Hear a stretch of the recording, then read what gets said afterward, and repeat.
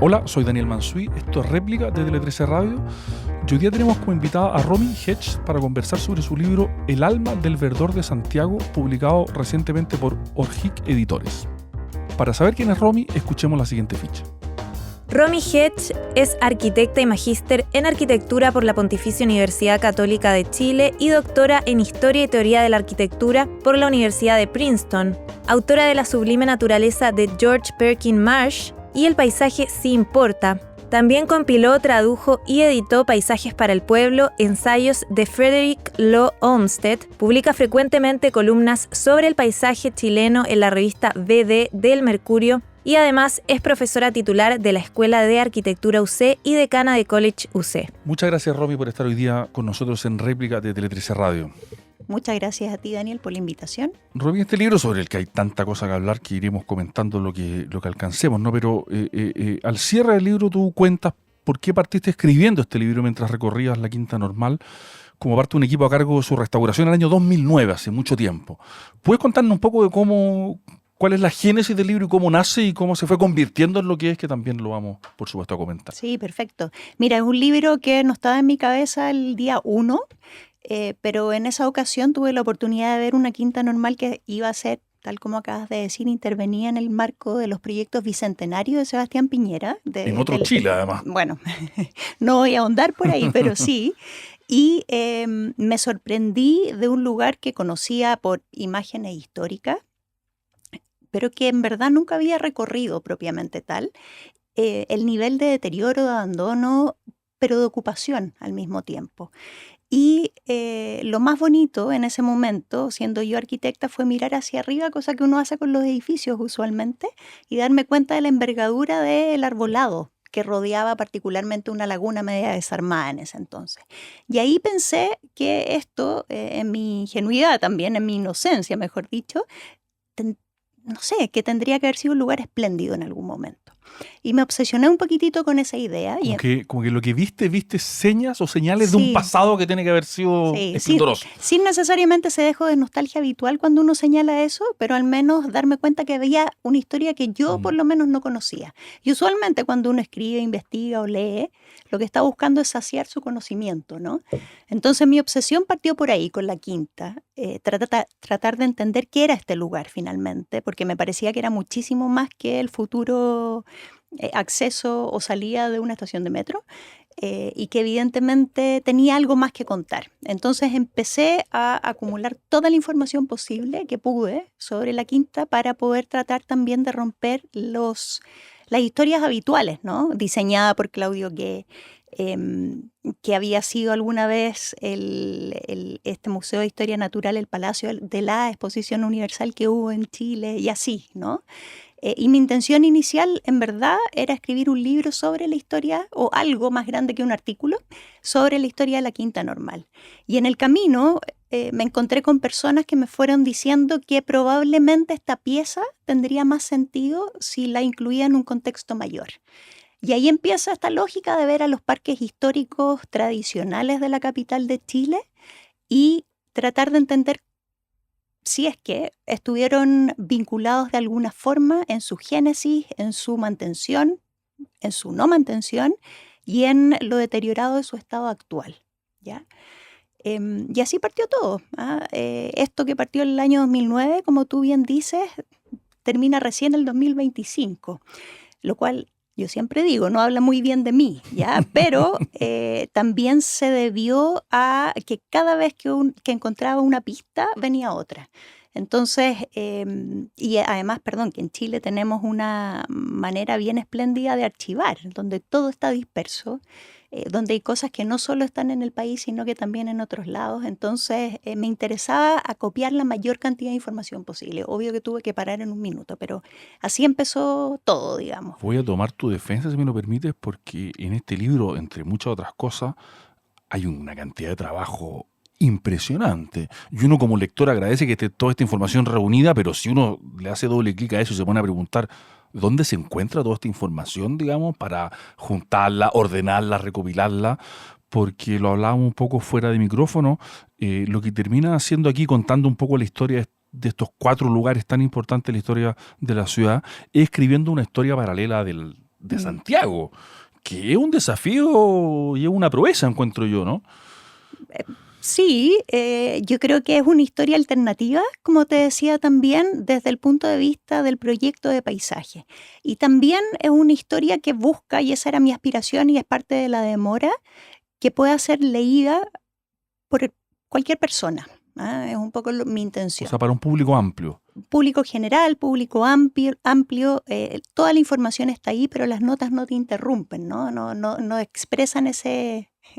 No es un libro erudito, escrito para No. eruditos, ese es todo el punto, ¿no? Claro, Ajá. lo que Grafton decía, ¿no? Que las notas son el arma del pedante. Yo traté de que no se notara eso, porque bueno.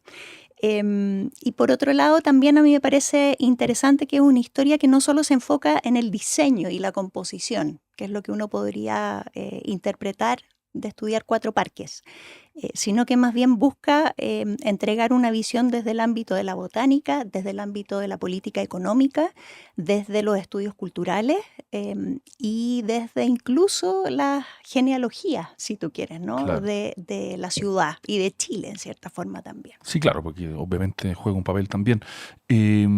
¿Cuán decisivo el siglo XIX en esta historia? Yo creo que es fundamental sus últimos 25 años. Ya. Y aquí, en mi ímpetu inicial, yo soñaba con escribir sobre Santiago sin tener que hablar de Benjamín Vicuña Maquena. Pero Y no lo lograste. No, para nada. Sí creo que no es el protagonista. Y eso tengo Claro, una satisfacción personal con ese claro. tema. Pero sin duda que su llegada al poder, a la intendencia, fue fundamental para todo lo que vino después. Preparó a la ciudad y al país para la celebración del centenario de la independencia. Y fue el momento también en el cual llegó toda esta oleada, ¿no? de profesionales desde Europa. Claro. Yo siempre digo, nosotros estábamos después de Argentina, o sea, recibimos una segunda línea, pero no por eso menos importante, ¿no? Entonces, ese último cuarto, del siglo XIX creo que es determinante para lo que hoy día habitamos. Vamos a Vicuña Maquena, porque tú lo explicas en el libro, hay un mito, hay varios mitos en este libro que tú, no es que derribes, pero pones en su justa medida, creo yo, si es que entendí bien, ¿no? Y Vicuña Maquena, claro, no es el único protagonista, hay más personas involucradas, probablemente su papel está sobreestimado muchas veces, sin perjuicio de lo cual el hombre tiene una visión muy impresionante y de un momento muy temprano en su vida. O sea, el hombre tiene como un diseño, algo en la cabeza que a mí por lo menos no deja de asombrarme. No, yo creo que hay una búsqueda ahí de anticipar futuros urbanos. Claro. Yo creo que eso es algo que hemos ido perdiendo. Nosotros solemos reaccionar frente a situaciones y cosas que ocurren, y yo creo que él implantó en ese momento la posibilidad de pensar algo que todavía no estaba y a lo cual se podía llegar, a lo Claro. mejor no de inmediato o en un periodo de intendencia, Claro, pero se anticipa. pero se anticipa, sí, y eso es súper fundamental. Y hay algo ahí muy bonito también, que la primera acción, el primer documento que él firma es cesar las actividades de cantería en el Cerro Santa Lucía. Que de ahí se sacaban las piedras para poner en las calles, ¿no? Esa historia Correcto. es fascinante como está contada, Correcto. ¿no? Entonces, cuando él suspende eso, automáticamente, porque era el proyecto emblema, en cierta forma, tenía 20 proyectos, pero este era su joyita, digámoslo en esos términos, activa, porque la historia da vueltas, como tú sabes mejor que yo, el tener que encontrar otro lugar para sacar esas piedras. Porque necesitábamos piedra, claro. Evidentemente. Entonces ahí es donde hoy día Parque Metropolitano entra en la historia. ¿Te fijas? Entonces, no sé, lo que a mí más me fascina un Es poco... como están conectadas cada Sí, una de estas historias. y cómo vas encontrando pequeños hilos que si uno los tira un poquito, ¡prum!, aparece el tejido otra completo. cosa, ¿Te fijas? claro. Nuestra relación con el río siempre fue rara, ¿no? Yo creo que Ambigua, difícil. era una fuente de agua. Para Partir conversando, obvio. Para contar la partir historia conversando, entera. claro. Lógico. Si uno se va hacia atrás con la conquista de los españoles, evidentemente la fundación de la ciudad estaba determinada por la búsqueda de cielos limpios y de agua. Entonces, nuestras ciudades siempre se situaron y se trazaron junto a un río, pero no incorporándolo necesariamente dentro de ese trazado, siempre como un perímetro, como un borde, como un lugar asequible cercano, ¿no?, a este centro poblacional, pero nunca un elemento propio, se le daba la espalda en cierta forma, ¿no? Hay muchos autores que lo han dicho de esa forma también. Entonces, era una cosa que estaba. Por lo tanto, cada vez que había una tragedia natural, evidente, una inundación o qué sé yo, obviamente el río se desbordaba en gloria y majestad, provocando un gran barrial. Entonces, parte del ejercicio con este río Mapocho fue ver maneras de contenerlo. Ese era el objetivo en torno a él. Nadie esperaba hacer un bulevar de ribera, Claro, ¿no? claro. Nada sofisticado, sino lisa y llanamente que no salieran las piedras y el Que no barro. dejara la crema cada vez que se subía. Claro. Así es. Entonces, ahí tenemos al Chile reaccionario, ¿no? Va a salir el río, ¿cómo lo atajamos? Y con el paso del tiempo, personajes como del talante de Vicuña Maquena se fueron dando cuenta que evidentemente uno podía hacer dos cosas a la vez, ¿ya? Contener las aguas, pero también salvar los terrenos aledaños. Y en esos terrenos aledaños, cuyo suelo ya estaba degradado, erosionado y era de mala calidad, para las fundaciones de un edificio, quizás podíamos dejar espacio libre para un lugar público. Y así empieza, en cierta medida, la historia del Parque Forestal, que es magnífica. O sea, es un lugar donde uno tiene senderos para recorrer, tiene un borde rectilíneo y un interior mucho más orgánico, ¿no? Con curvas, con árboles que no están puestos en línea, sino como armando unas masas. En algún minuto tuvo una laguna con botes espectacular. Frente al Museo de Bellas Artes, se construyó el Museo de Bellas Artes ahí. Se esperaban construir más edificios culturales y artísticos. Entonces, es una historia que va evolucionando de una manera fantástica en términos de desarrollo cultural, si tú quieres. Entonces, ese río que originalmente era fuente de alimento, se convierte después en una especie de museo al aire libre, ¿no? Hay una vocación de la República por construir espacios públicos, ¿no? De construir espacios donde la gente pueda encontrarse transversales dentro de lo que tú lo cuentas bien. La ciudad siempre fue segregada, digamos, esto no es ninguna novedad. Quizás se ha radicalizado, pero siempre lo fue un Creció poco en así. eso. Claro, simplemente creció en eso. Pero la República Decimonónica también tiene esta vocación muy fuerte de crear espacios públicos. Pero muy distintos a cómo los creaban los españoles. Ya. Ese es el objetivo de independencia finalmente, es poder decir que aquí podíamos tener espacios públicos, pero que no tenían por qué ser austeros y despojados, ¿sí? Perfecto. Entonces el arbolado ahí adquiere un protagonismo bien relevante. Que no había tenido en la colonia. No, para nada. Entonces, a lo más, por supuesto, todo el sistema de construcción de alamedas, ¿ya? Que es una medida, si tú quieres, regulatoria también para el estar al aire libre. O sea, yo te veo en línea recta y puedo tener dominio visual de tus acciones. Claro, ¿sí? en panóptica. Absolutamente.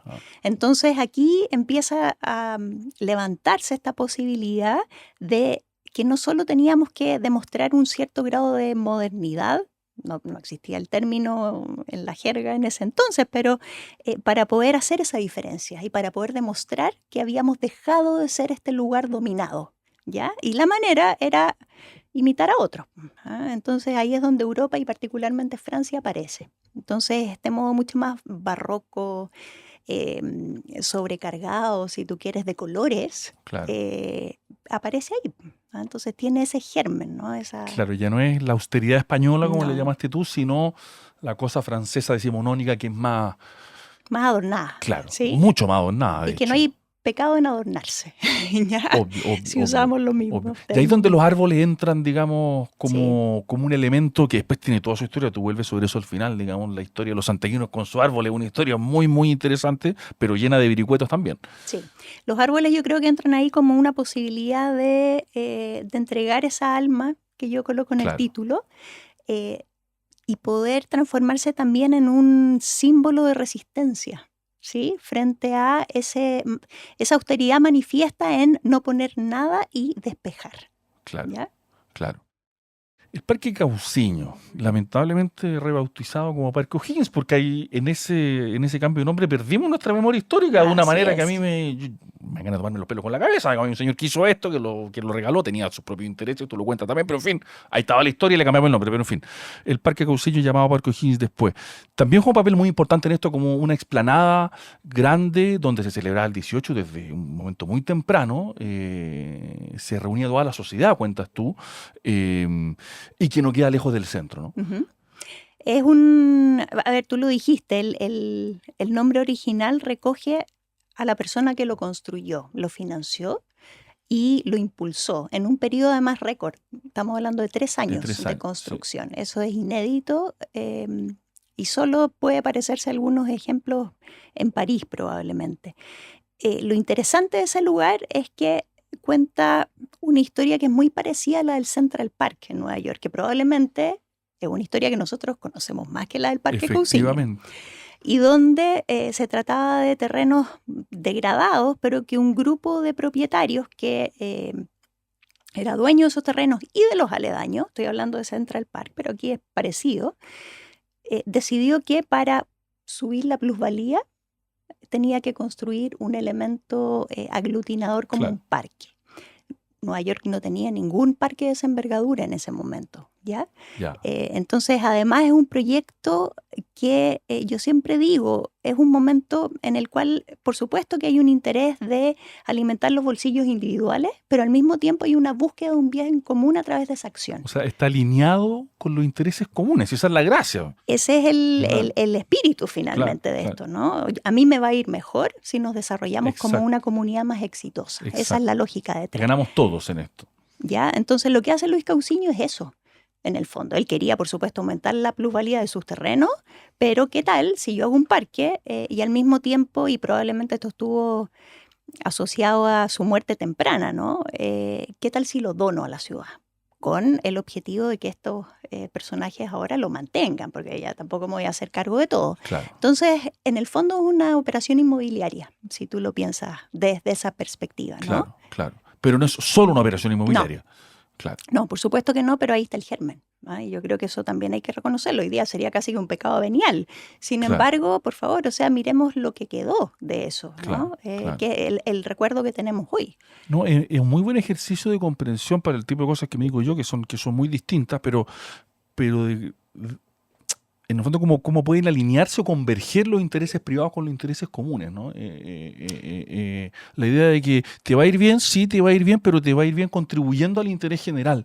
Y eso es algo que por muchos motivos como que se ha perdido de vista, pero esto es un ejemplo muy, muy claro de ese tipo de fenómeno, muy del siglo XIX en todo caso. Sí, sí, yo creo que, a ver, no es que se haya perdido, pero hoy día es visto como algo negativo. Claro.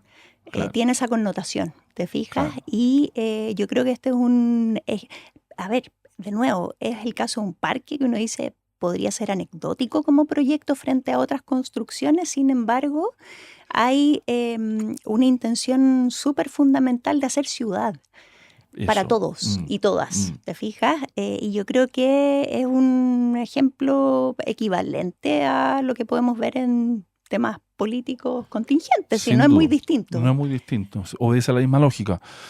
La Alameda de las Delicias, otro lugar que merece una porción importante de tu libro, y también en la historia de Santiago, que también tiene una historia larga desde la colonia, cómo se fue ordenando esto, pero que los santiaguinos tampoco la conocemos. Bueno, es un lugar bastante más perdido. Yo hice una vez el intento de recorrerla desde lo que era la Plaza Italia hasta el Nuevo Pajarito. Perfecto. Y es imposible. Es imposible seguir imposible la línea recta. caminarla, Es imposible seguir, incluso, o sea, tienes que cruzar, por supuesto, está toda fragmentada, pero es imposible seguir la línea recta. Ya tienes que saltar a la vereda del frente para el otro lado, pasar encima de las rendijas de la ventilación del metro, vendedores ambulantes, o sea, un cuantiay. Pero en ese recorrido una gran aventura. Sí, te aparecen unas fuentes claro. del siglo XIX. Perfecto. Más allá unas esculturas a los héroes de la independencia, por supuesto. Después avanzas con unas arboledas extraordinarias, pedacitos, ¿ya? Claro, pero van quedando como resabios de todas esas cosas. Fragmentos claro. de todo, y tú dices, bueno, evidentemente aquí hay un objeto notable que no fue solo propio de Santiago, ¿sí? A diferencia de los otros, de los otros parques, perdón, sino que las alamedas fueron un proyecto de los gobernadores coloniales, en cierta forma, por formar el perímetro de la ciudad y que no fuese simplemente este damero con la calle que llega a nada, ¿no? Entonces eran una especie de límite que definieron además el modo de estar en comunidad, vuelvo a repetir la palabra, en provincia, ¿sí? Entonces, si tú hoy día vas a los Andes, a San Felipe, a Talca, vas a ver ejemplos, a Parral, unos ejemplos de alameda, pero extraordinarios, ¿ah? Que vienen de esa época también. Entonces, este es uno más. Lo que pasa es que para nosotros el gran drama de esta alameda fue su destrucción a causa del automóvil, ¿sí? El automóvil primó frente a este paseo peatonal. Y aquí vuelve de nuevo la idea de la no anticipación, ¿te fijas? ¿Qué hubiera pasado si? Uno se puede preguntar, ambos mundos conviven, ¿no? Y en cierta forma, a mí me parece que el proyecto, bueno, otra polémica también, pero... Sobre la que tú vuelves al final del libro. Sí. De la nueva Alameda buscó activar ambos mundos y hacerlos dialogar, ¿sí? ¿En qué termine? No sabemos, ¿ya? Porque ha tenido hartas vueltas. Ha tenido hartas y vueltas. Yo estoy de hecho medio perdido, pero su proyecto original buscaba que dialogaran esa Sí. Y a ti ese proyecto te gustaba. A mí me parece que el proyecto que ganó merecía ganar. Perfecto. Uno, pues, el gusto o no gusto. En desacuerdo. No estoy preguntando tu opinión. Los gustos son subjetivos, digamos, pero a mí me parece que era un proyecto adecuado, que solucionaba un montón de problemas e incluso se anticipaba a lo que vino después, ¿no? Corriendo al general Baquedano de su lugar central. Claro. Antes de que se volviera un objeto, por eso porque hoy día esa discusión es otra cosa. Y construyendo una explanada para que la gente se reuniese en ciertos actos públicos. Claro. Eran un poquito más tranquilos, ¿va? Yo sé nuestra palabra, pero un poquito más tranquilos como se lo imaginaban. Para pero los ahí que tenemos memoria futbolera, simplemente ahí se junta la gente a celebrar. Por supuesto que gana sí. Chile, por supuesto que sí. No era otra cosa, o sea, también era otra cosa, pero era también eso, ¿no? Pero también buscaba recuperar estos nodos, estos hitos y también esa idea de la perspectiva y la línea. O sea, es que de verdad, nosotros... Hay momentos en los cuales uno se para y mira hacia el oriente, después de la lluvia aparece la cordillera, aparece el quiebre que hace la iglesia de San Francisco con su torre, ¿no? Claro. Y uno quizás no es la misma ciudad de las fotografías históricas del siglo XIX, pero uno la reconoce. Uno reconoce algo, uno reconoce una línea. Bueno, es como, en fin, la comparación vale lo que vale, pero si uno se sube al Arco de Triunfo en París... Sí. Uno como que lo ve todo y ve las líneas, ve... la vista del dron, claro, digamos, ¿no? Claro, sí. se ve muy bien. La relación de los santiaguinos con nuestra ciudad, con nuestro pasado, aquí te lo pregunta alguien que vive en Santiago pero no es de Santiago y que siempre ha considerado, pero quizás estoy equivocado, una relación un poco esquizofrénica del santiaguino con su ciudad. Es de ahí, pero no le gusta tanto, tampoco sabe mucho de la historia, pero en fin, esto quizás pasa en todas las ciudades también, ¿eh? Pero es una ciudad que el santiaguino se siente orgulloso de su ciudad, pero quizás estoy equivocado. No sé si lo pondría en esos términos. Yo partiría diciendo que el santiaguino, yo tampoco soy de acá, entonces lo puedo observar con algo de distancia todavía. Vive en un barrio, no vive en una ciudad. No vive en la ciudad, claro. Y yo creo que ese es y siempre ha sido así. Antes se llamaban cuarteles. Claro, ¿ya? No tiene que ver solo con el crecimiento de la ciudad, sino que siempre fue así. Porque es muy fácil atribuirse lo bueno. En una ciudad de tantos millones de habitantes es inevitable vivir en un barrio. Pero hay más barrios. Esa es la diferencia de la ciudad colonial a la que tenemos hoy día con sus dimensiones. Entonces yo partiría aclarando eso. Ya. Y en función de eso, uno aspira a que su barrio sea el mejor lugar, tener los servicios correspondientes, accesibilidad a distintos lugares, etc. Entonces el gran drama del santiaguino es salir del barrio o llegar a su barrio. Claro. Si tú te fijas, las quejas constantes, los tacos, no sé, o quiero ir a tal lugar, me demoré tanto, uno se expresa en esos términos, o que la línea de metro no la tengo cerca, por ende no puedo usar transporte público. Siempre está al fenómeno del transporte esta sociedad, esta discusión, yo creo. Pero es ahí como el desagrado, si tú quieres, ¿no? Con la ciudad. Con una ciudad con la que, claro, hay identificación con el barrio, pero no con la ciudad en sí misma. Yo eso es lo que creo. Incluso el santiaguino que hoy vive en el centro uno dice, bueno, pero ¿qué centro? Claro. Obviamente el centro histórico es un lugar notable por un montón de factores, independiente de su estado. Pero bueno, uno podría decir Providencia también es un centro. O sea, sin duda. Y cada comuna tiene su propio centro. centro. El barrio Yungay tiene su propio centro. Entonces, Ah, ¿de qué centro estamos hablando? El claro. ya no tener ese punto de referencia, como lo fue la Plaza de Armas en algún momento, el kilómetro cero, ¿te fijas? También destruye un poquitito la idea que uno vive en una ciudad. Entonces, por supuesto que las dimensiones no ayudan, pero lo bonito, creo yo, es que desde la lógica del espacio público nosotros seguimos teniendo proyectos históricos que aún reconocemos como lugares notables. Por ejemplo, Los 4 que cuenta el libro. Ah, bueno, obvio, ¿Sí? claro.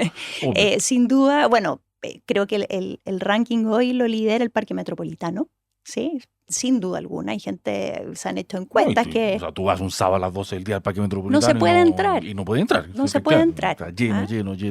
Entonces, muy valorado en ese sentido, como un lugar de reunión para hacer múltiples cosas. Yo creo que a continuación todo lo que pasa en torno al río y al parque forestal es súper importante también. Quizás no el no espacio... con la misma... Correcto, Claro. pero el espacio es un sustento para que pasen otras cosas y para que uno pase por ahí. ¿Te fijas? La Quinta yo creo que es un lugar súper apreciado, sobre todo por los migrantes. Se reunían muchísimo en ese lugar. Yo estoy hablando pre-pandemia acá. Sí, no, pero se siguen, o sea, yo voy a veces y sigue siendo un lugar de concurrencia, pero muy masivo al fin de semana. Es un lugar social, Claro, ¿te fijas? claro. Bueno, y la Alameda es hoy día un lugar de comercio y de muchas otras cosas. Ya no reconocemos ese proyecto, ¿no? Pero yo le tengo fe al proyecto nuevo, la verdad. Creo que... ¿Crees que puede rehabilitar ciertos espacios y que puede cumplir esa función? Yo esperaría que sí. Se ha invertido harto tiempo, personas y dinero, así que me encantaría que así fuera. Pero le tengo algo de esperanza, fíjate tú. No sé en qué termine. Cuenta la historia del zoológico, que es otro lugar del Parque Metropolitano de Cerro San Cristóbal. Es el sobrino de Benjamín Vicuña Maquena, ¿no? Alberto Maquena Subercasó. Alberto Maquena Subercasó, que tiene esta idea. Y claro, uno siempre conoció el zoológico ahí, además, en fin, al menos desde que yo soy niño se estaba hablando de que el zoológico va a moverse de ahí, digamos. Me acuerdo que estaba en los ensayos de la PA, perdón, sí, por los años que tengo, pero estaba en los ensayos de la PA desde los años 90 y probablemente más atrás. Pero este hombre tenía una idea, o sea, el zoológico está ahí porque el hombre lo pensó, lo quiso y tenía sus razones, digamos. Y sabía que era más caro hacerlo que en otro lugar, pero pensaba que ese era el lugar ideal para un zoológico. Sí, no, el zoológico, el funicular, claro. El restaurante que hubo, o sea, todo lo puso. Hay un diseño ahí que es bien impresionante, ¿no? Sí, o sea, yo cuando vuelva al zoológico lo voy a mirar con otros ojos después de leer este libro. Sí, no, yo creo que Alberto Maquena es uno de los héroes que aparece en este libro, que no es muy es reconocido, digamos, claro. Y que fue muy persistente. Yo creo que en general, cuando yo hablo de héroe en este contexto, es personas que son ideas fijas, ¿no? Van por ella, persisten e idean planes. O sea, no me gustaría contar mucho, pero básicamente le falla un plan y vamos entusiasmando otro grupo para hacer esta cuestión. Y le damos con todo, ¿te fijas? Y él efectivamente tuvo una idea de que el cerro tenía que entenderse como un proyecto unitario. Y yo creo que ese es un aporte tremendo, porque en general nosotros parcelamos los lugares, parcelamos las cosas, claro, en pos de conseguir los fondos para construirlo. Y él dice, ok, podemos hacerlo por etapas, que es algo muy de un proyecto de paisaje por lo demás, pero tenemos que tener en primer lugar el total para saber qué es lo que viene después. Claro. ¿Ya? Y el hombre funciona en torno a esa lógica y se consigue y se trae al mejor paisajista de la época. Ya estaba viejo, pero lo trae como consultor a Carlos Taís desde Buenos Aires, en Argentina, y le pide ese proyecto completo. Y una de las cosas que yo descubrí haciendo este libro, porque todos hablan del proyecto de Taís, pero nadie había visto nunca el plano de Taís.